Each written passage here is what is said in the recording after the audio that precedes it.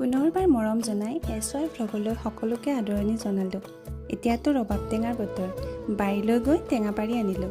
লগতে কলডিল এটা পায়ো লৈ আহিলোঁ। ভাবিলোঁ কলডিলৰ আচাৰকে বনাওঁ। আচাৰ খাই কোনে কোনে ভাল পায় বাৰু? কলডিলটো দুফাল কৰি এফাল সৰুকৈ কাটি ল'লোঁ। অলপ কোমলিবলৈ নিমখ দি সানি থৈ দিলোঁ। পিছত ভালদৰে ধুই পানী যোৱালৈ চেকনি এখনত ৰাখি দিলোঁ। আচাৰৰ গোটা মছলা জিৰা, ধনিয়া, জলকীয়া, আজৱাইন চব কুটি অকণমান ভাজি গুড়ি কৰি ল'লোঁ।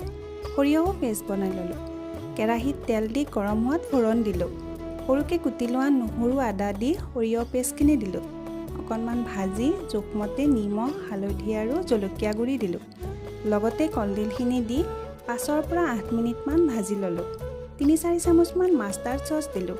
শেষত ভিনেগাৰ দি গেছটো অফ কৰি থলোঁ। ঠাণ্ডা হোৱাত বটলত ভৰাই দিলোঁ।